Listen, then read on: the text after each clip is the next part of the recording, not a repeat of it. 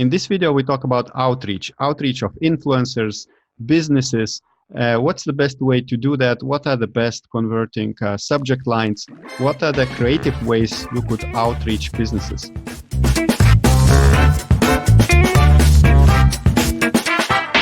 And in this conversation, I decided to invite Paulina from Shopkeeper and Tobias with KRISTINA from Sermondo. Hi, so my name is Paulina. I'm the founder of Shopkeeper and I am also an Amazon seller. So this is a curious topic for me, the outreach management, because I do a lot of that in my business to promote Shopkeeper, and hope it's going to be a good conversation today. Tobias? Hello, my name is Tobias. I'm the founder of Sermondo, and we help Amazon sellers to find the best service providers to grow the business. Did we forget anyone? Hi guys, I'm KRISTINA. I'm also working at Sermondo. I'm responsible for business development there, and Toby already introduced what we're doing. So I will start from my side. I don't do much of outreach, but a lot of people are reaching out to me, and usually I respond to most of the requests, maybe 90%, but sometimes I can see the difference when how people are coming to me and in which way they are talking in their emails or Facebook messages.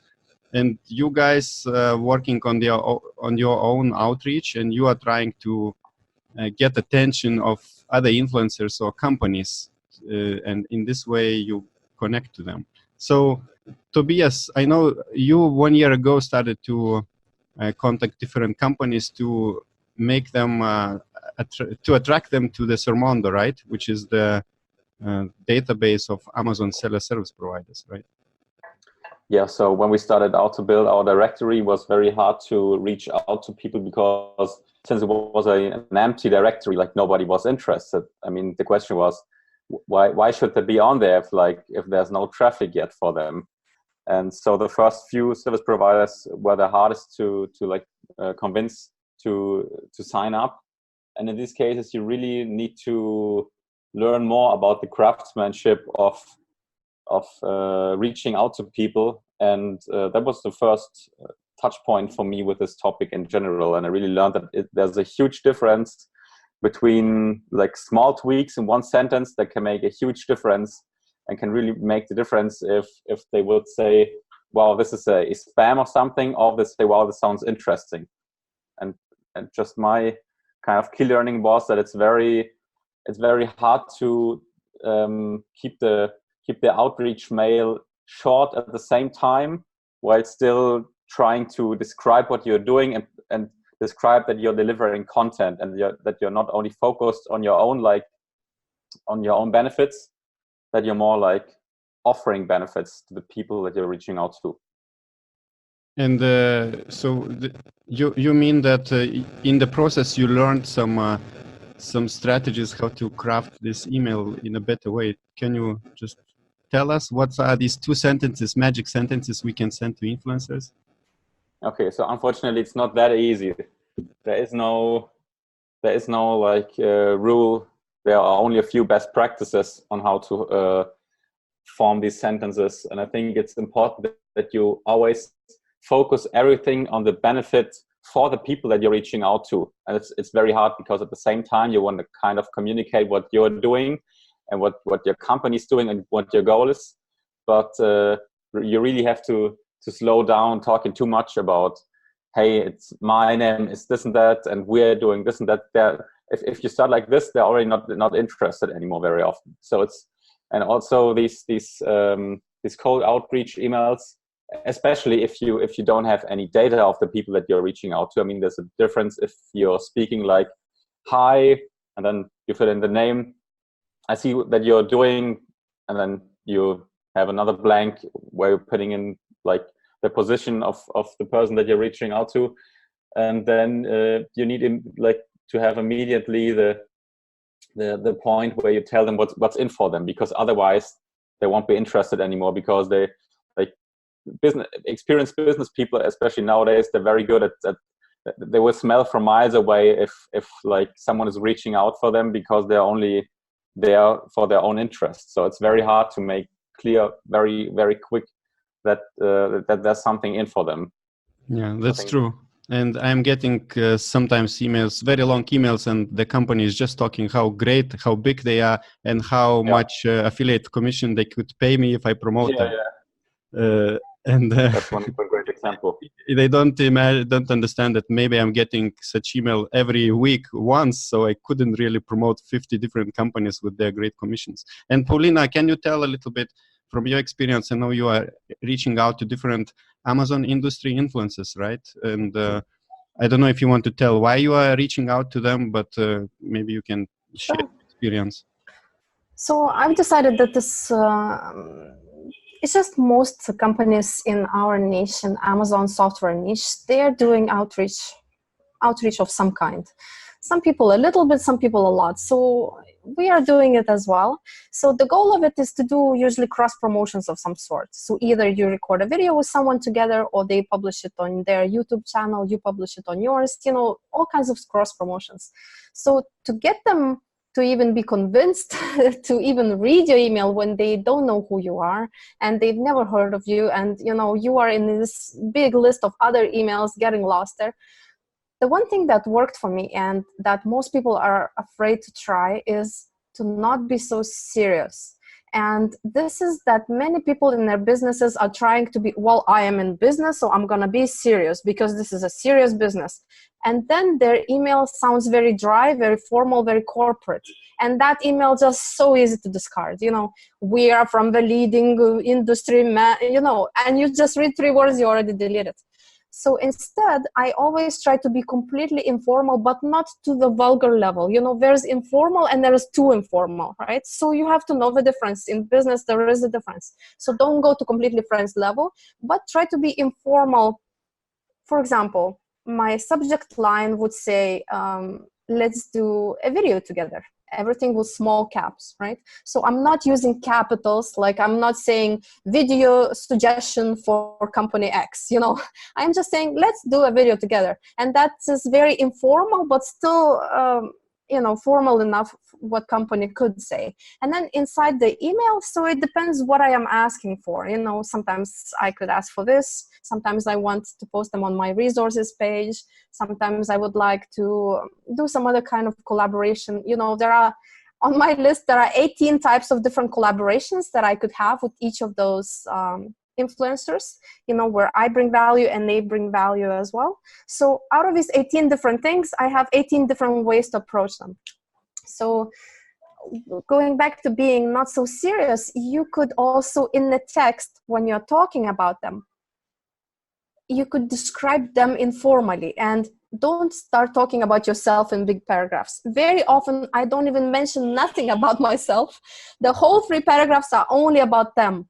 And that is what draws their attention the most. And only at the end, maybe in postscriptum, I tell them what is the benefit for me. I say, well, my audience will get the content and you will get, you know, branding in exchange or something like that. So I tell them why I'm even, you know, giving all this value.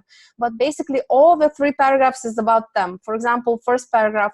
So I've seen that you are doing this and you are sort of an expert in this, on this topic. You were a speaker there, you know. So would you be interested if we are talking about this? So I completely talk just about them, the whole thing, you know.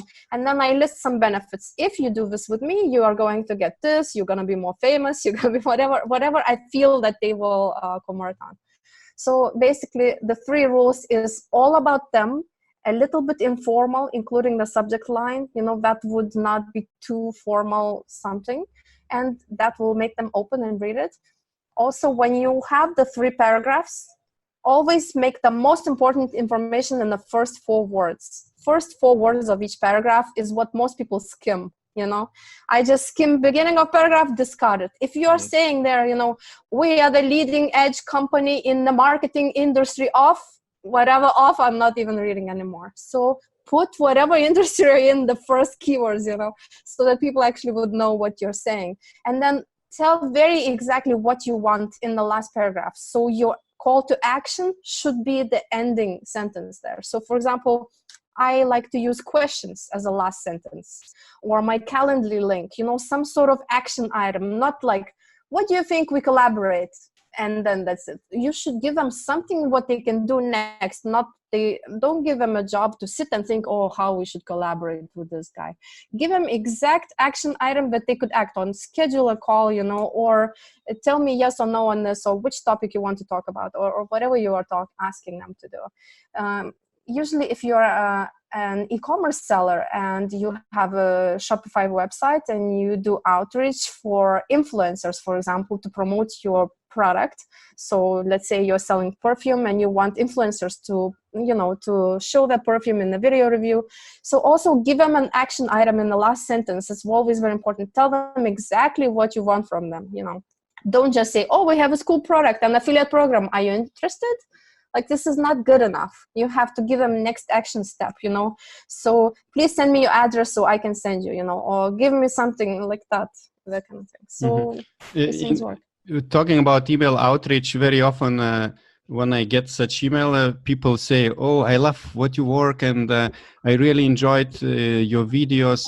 And sometimes I have, of course, very often this sentence is a standard what people put. They don't even know who I am. So I sometimes reply, okay, tell me exactly which videos inspired you, just to double check if that person watched anything. And if that person will send me a link to a video or blog post, which is like, I'm not proud of, I will know that probably they didn't really check what I'm doing. They just randomly selected one of my videos and pretended that this is what inspired them. But without watching that video, they don't know that it's it's maybe one of the worst videos I made.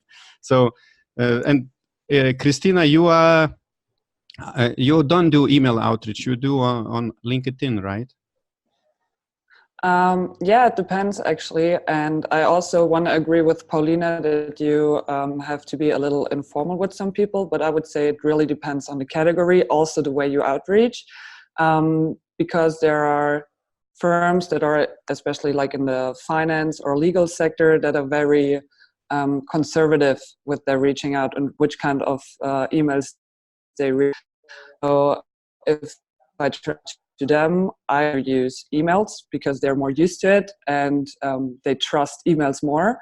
But for example, when I'm reaching out to marketing agencies or also like Paulina, to influencers to do videos with, I would just jump on the LinkedIn and check some information about them and also do some research, as you said, because no one likes those generic messages where you just have those blank spots and just put in the industry and the name. But I really try to maybe read a post they made on LinkedIn, and then that's how I start the conversation. I'm like, hey, I read your post about PPC management. I really like this and that part, so they really know that I engaged with their content and I'm really interested in them and what they're doing.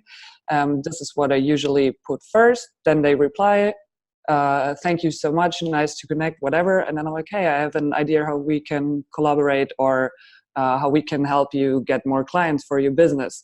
And then usually they're so positive towards you because you already showed that you have genuine interest in them, that they're more than happy to talk about it. And then usually I try to get on the phone with them, like on Skype for like 10-15 minutes. It's usually enough to convince them to do what I want from them. And yeah, that's how I do it.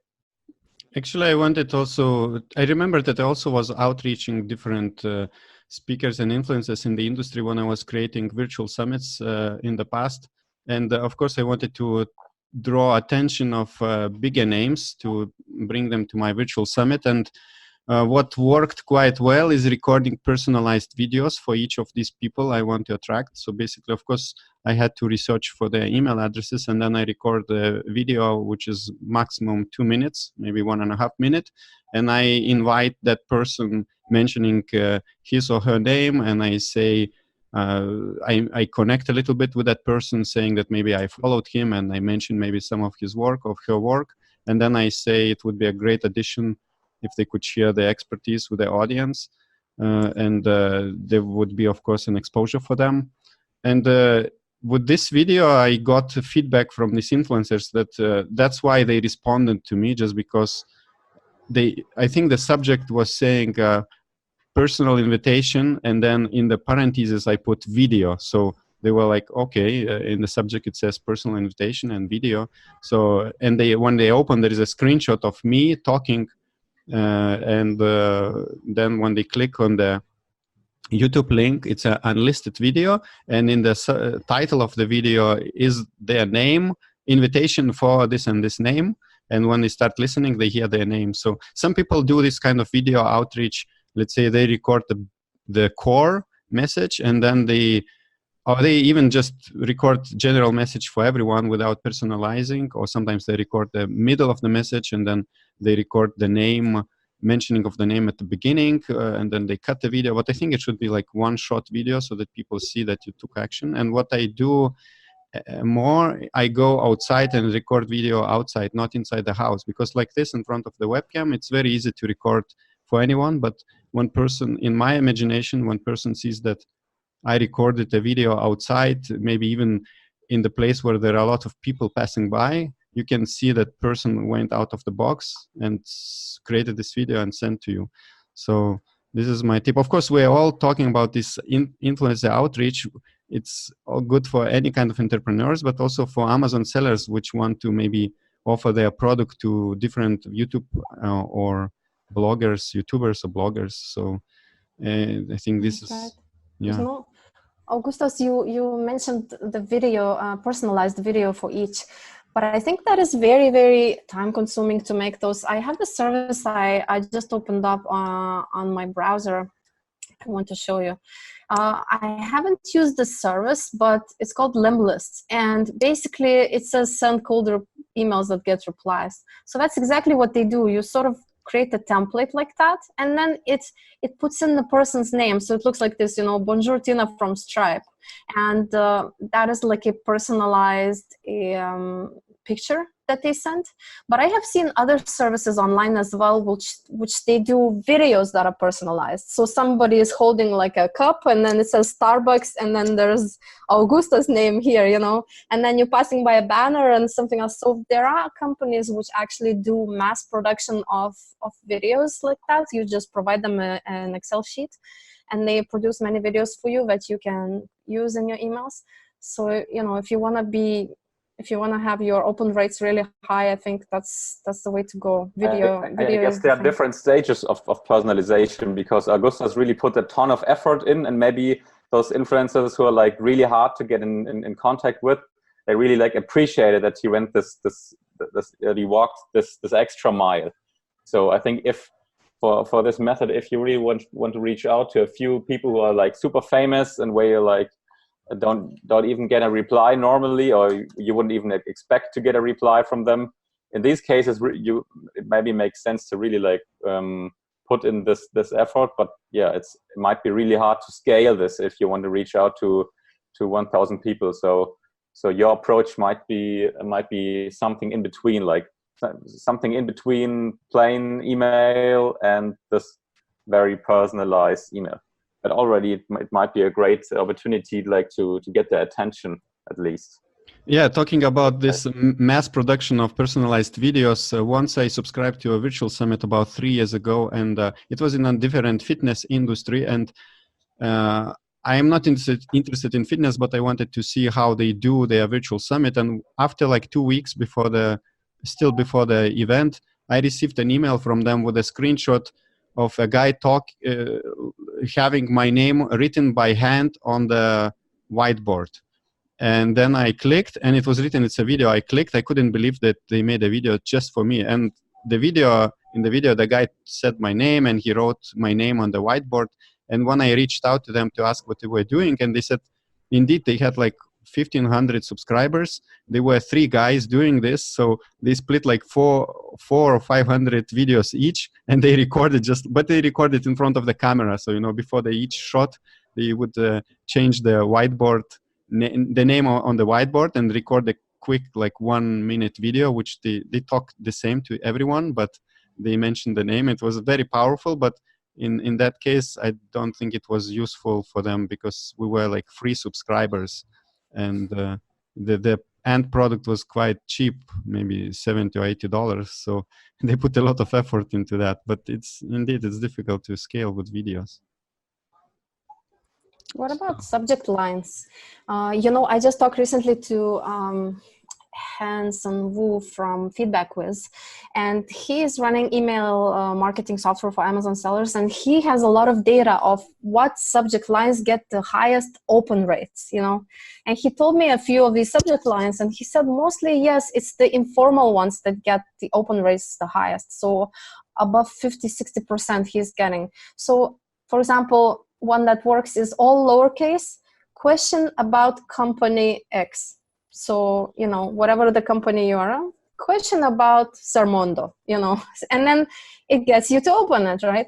So he said informal, but something that is also personalized in the subject, but doesn't reveal your pitch. If you're pitching them in that first sentence, which is the preview in Gmail, or in the subject line, if you're pitching anything, then it's more likely to get deleted. So if you're not pitching in those first two things, just about them, that works as well. What other subject lines do you think work? What did work on you? I think when we first started reaching out to service providers to get them listed on Sermondo, I just talked what I wanted to say. So I put in getting XY promoted on Sermondo, and I got really good response with that because people like to get promoted. At first I also put in like free of charge, but that sounded too scammy. And also you mentioned earlier that only at the end you reveal why you are delivering the value to those people. And I think that's really an important step because people are like, okay, but why would you give that to me? Like all of that value and all of that benefits, what's in for you? So I also like to include that at the end. And sometimes I also tease that in the subject line already, like how our firms can benefit each other or whatever, something in that kind of sense. I also ask myself, what should be the goal? Should the only goal be that someone is opening the email? Then you could also write something that's just shocking or something. Like, should your only goal be like, oh my God, picture of you or something? No, I'm just, it would be too scammy, of course, but yeah, there are different strategies, and I don't know, should the only goal be to have them open the email and then maybe they're like, they're already mad at you because they feel they got like clickbaited. You only wanted them to open this email, or should you already prepare them to what's inside of the email? I like the second approach better, and it works better for us to directly say what you want from them, because people have so little time, especially for reading emails, that they don't want to read like a misleading headline and then they open the email and they're like, okay, but what part of the email is referring to the subject line? So I think, again, it depends on the branch the firm is in, and also what kind of person and what kind of role you're messaging. But I think for most people, it's better to just directly say what you have to say. And as Paulina said, a maximum of 3 paragraphs, and then it should refer to the subject line, and not putting something like, is your company scamming people? And people are like, oh my God, we get bad reviews or something. So just say what you have to say and people will appreciate it in most cases. Mm-hmm. Talking about subject lines, I read almost all the emails, so I sometimes don't even pay attention to the subject lines. Of course, if it's attractive, it will be open earlier than others. Some emails I wait for several days to open, but I just checked a few days ago, I think 1 week ago, I got an outreach from one of the software companies on Amazon, and their subject line was how to increase your income and attract more followers. What do you think about such subject line? How to increase your income and attract more followers. I think when I saw this subject line, I was not sure, like I couldn't understand that some company is outreaching me, and maybe I don't want to increase my income. I want to provide value. I want to provide value to the people. So yeah, it was, and that email of that company was all about them, how many users they have, and that they work with different influencers. And I said, okay, I have a kind of trick for software companies. I just tell them my conditions for demomondays.com project, where I interview different softwares and they pay me money to be featured in this video series. So I just send them, standard rates for this, and I don't even care about their conditions, just because it's very difficult to promote 30, 40 different companies. And in this case, my goal is to inform Amazon seller about different opportunities and different software solutions. And of course, I want to earn money from promoting them, but I don't really associate myself with one specific company, and I don't push one company specifically most of the time. Yes. Talking about the call to action again, Paulina mentioned it. I think it's a very crucial part of an outreach email, because that's your actually goal. I mean, you want them to do something, and I heard there are also different opinions on this. What do you think? What works better? Like asking them to do something, like click this link and sign up now or something, or to end with a question, to like at least get them engaged. So I mean, if they already answered the email, you're already in touch with them, and then it's not cold anymore. It's a normal conversation from this point on. So what do you think works better, asking a question or telling them to do something? I had some people when I was outreaching, some people, especially those bigger stars, the Amazon influencers, or also when I was doing outreach for my product for Instagram out. So those bigger stars actually tend to either not do nothing or right away take action. So for example, when I was getting, I can tell the name, everybody knows him, and he will be more famous if we mention him. So it was Liran Hirschkon that basically didn't even reply to my email. He just signed up on the calendar for the interview, schedule recording. No email, nothing to say, yes, I will schedule, or let's agree, or that's it, scheduled, we did the interview, done.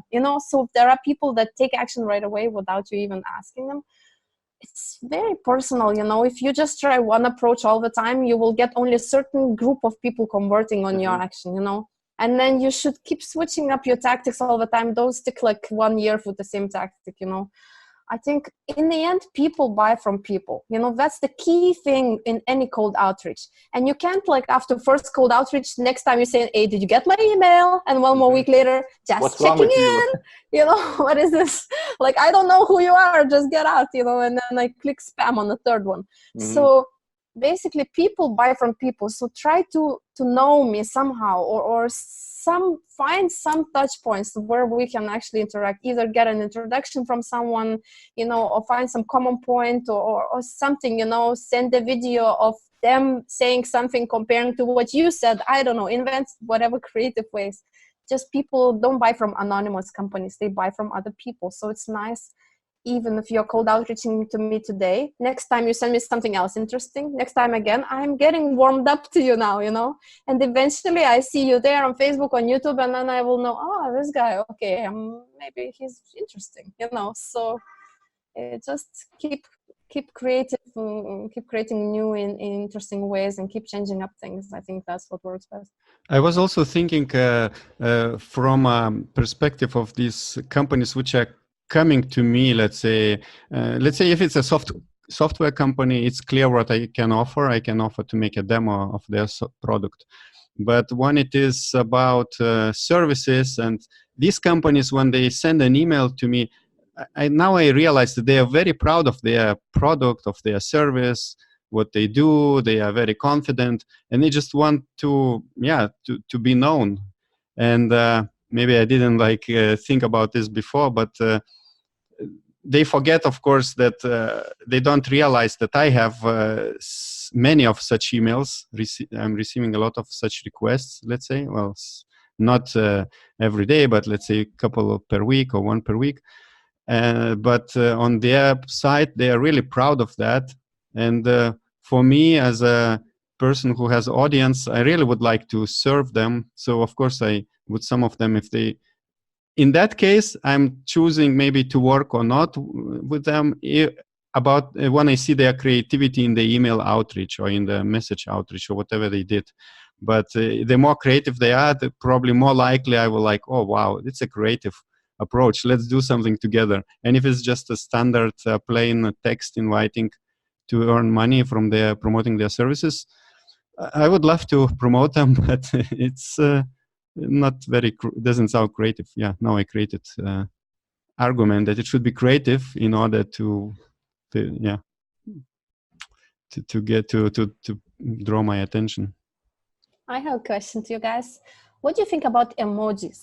When I was doing Instagram for my apparel brand for Amazon, Instagram, you know, in your description, you can have like little finger emojis pointing to your URL link, you know, and whenever you use in Facebook posts and Instagram posts, you use emojis, that works very nicely. Somehow it just matches well with those platforms.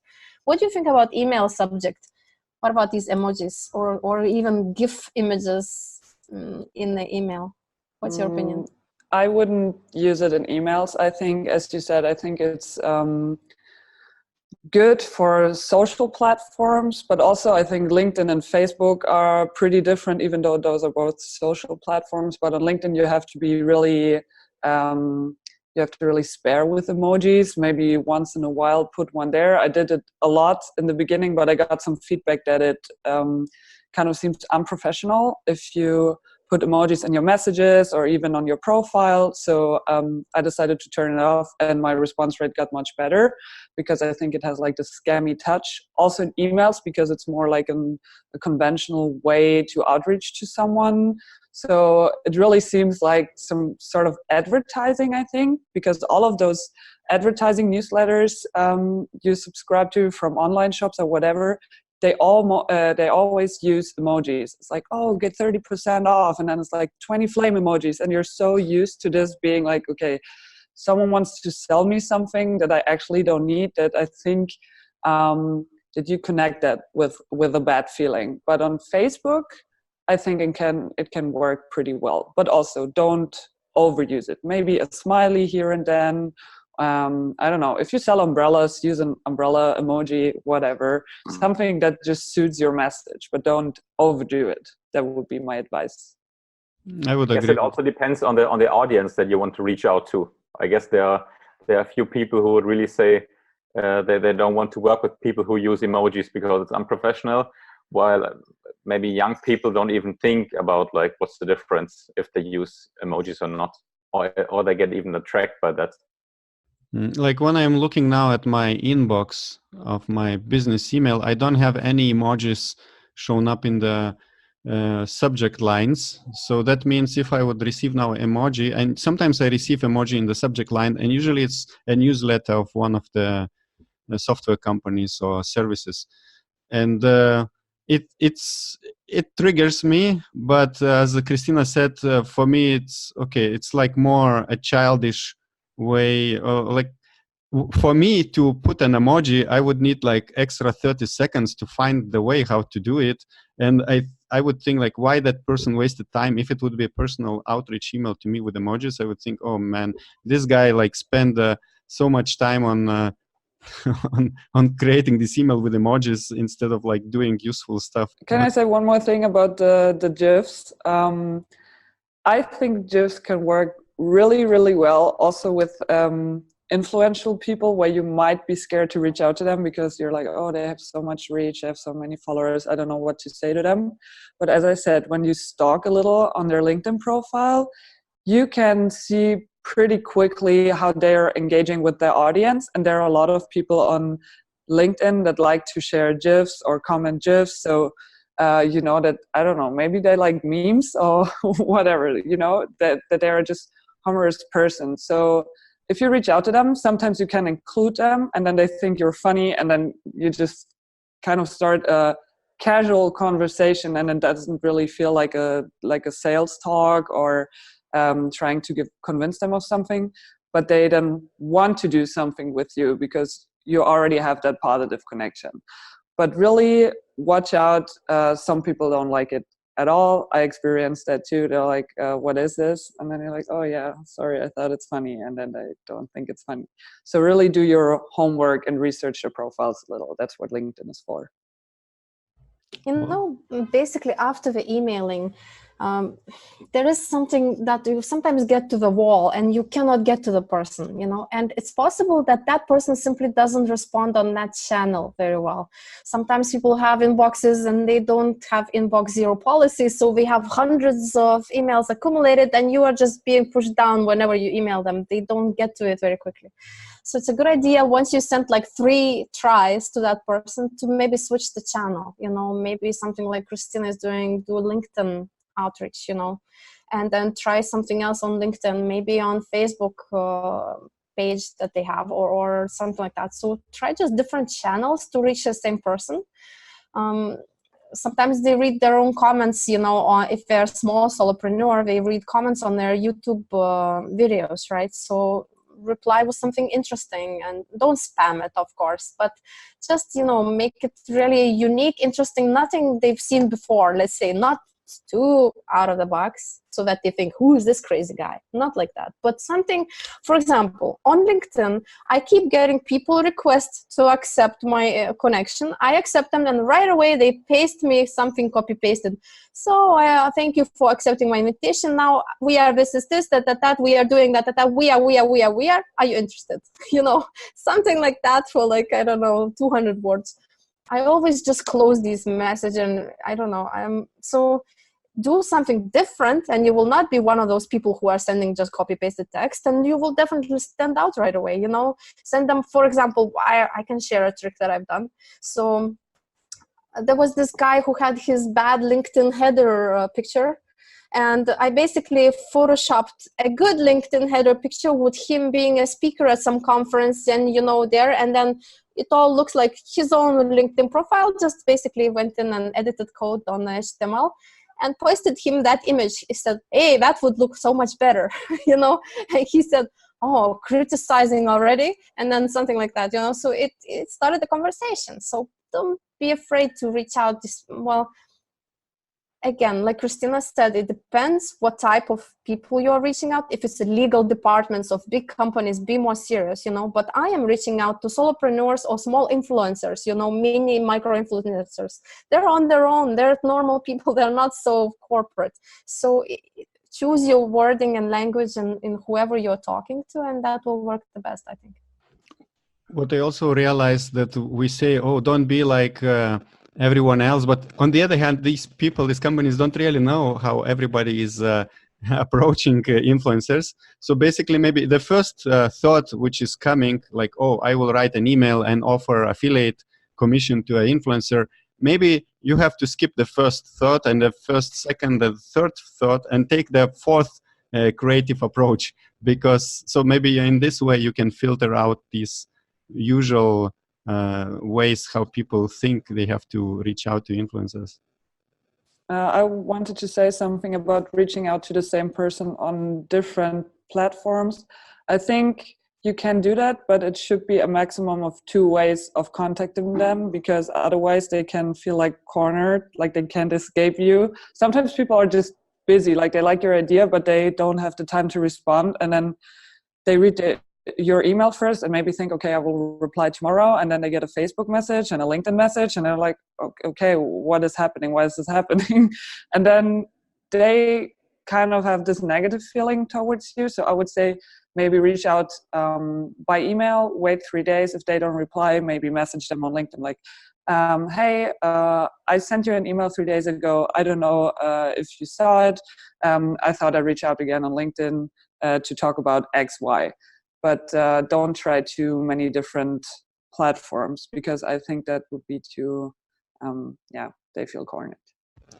So I hope listeners are still there. It's quite long conversation. I hope it will be interesting also for Amazon sellers to learn how they can reach out to different influencers in their Amazon product category and niche. And so if you have any kind of final tips, well, my tip is just to be creative. I don't know if you have anything we haven't said and you want to share.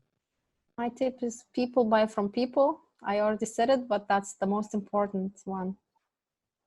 Yeah, I agree with Paulina. The most important thing is don't be scared to reach out, because they're also just people. They have a life, they might be married, they have a pet, whatever. They're also people, not just. All right. And Tobias, are you still there? I agree with you. Can you say something?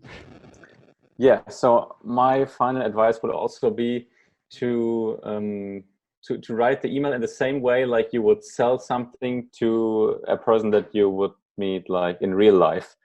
There's some approaches where you would say, first describe their current situation, then describe their goal, what they might want to reach. So for what company, if you know what's their goal, to get, for example, more exposure or something, describe how you could help them to do that, and just build the email in a way, in the same way like you would sell it to them on a phone call.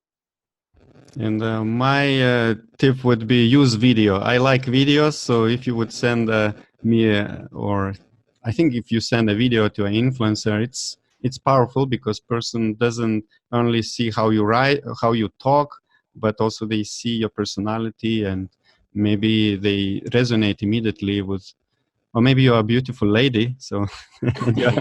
Hey, we should now do a giveaway. Everyone who sees this and who is sending Augustas a video of him referring to this video, he will give you something. It's any surprise. Yeah, maybe a discount to the upcoming live conferences for Amazon sellers. So let's talk, how can people reach out to you? So Paulina, how can people reach out to you? And what kind of reaching out would not be ignored by you? I ignore most of them, unfortunately. I am the one who reaches out. Actually, if they match my interests at the time very well, if they somehow know like if I'm in the stage of going to conferences to speak and they somehow, email me about conferences or speaking or something like that, I'll be very interested. So sometimes it's a matter of timing as well. They may be launching a new product. They have no time to deal with it, but maybe they will be interested once they get to promotion stage of that product.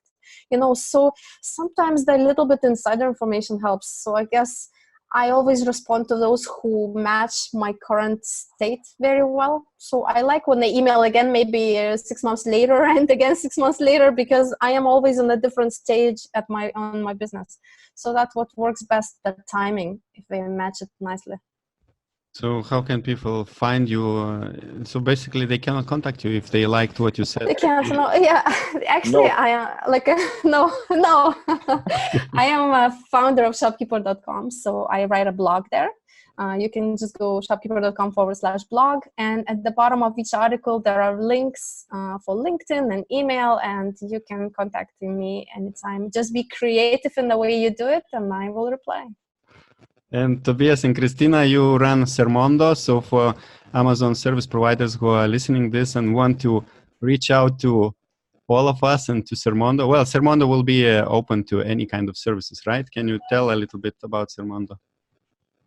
Yeah, so at Sermondo, we have 18 different categories, kind of all categories that Amazon sellers, all kind of services that they need to grow their business. And in terms of reaching out to us, I guess if you send an email to our support@sermondo.com email, and the email is referring to me, then Kristina won't stop nagging and pushing me until I will finally answer. So this is how we make sure that we do not miss any email. And Kristina, how can people reach out to you? First of all, I want to say that I feel honored that my email went through to Paulina when I reached out to her. Thanks for that. And yeah, people can just send me an email at kristina@sermondo.com, or they can also use our contact form that you can find pretty easily on sermondo.com. And as Toby said, I always push him to answer emails when someone's reaching out. That's a very tough job. Yes, and if you want to reach out to me, just first Google Orange Klik Augustas. I know you will misspell the Klik and you will misspell my name, but you should get there if you use these 3 words, and add Amazon if you still don't see me. And then probably you will find how to reach out to me. There will be an email address. So thank you very much, guys, and good luck in your business. Bye-bye.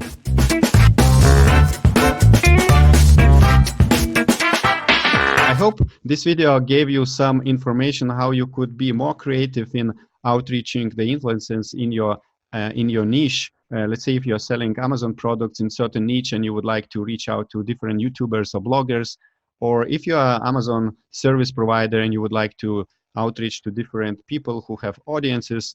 I do hope that this video gave you some tips. And don't forget to subscribe to Orange Klik YouTube channel, because here we are talking to different Amazon service providers and also with different Amazon seller softwares and even event organizers which are creating different experiences for Amazon sellers worldwide.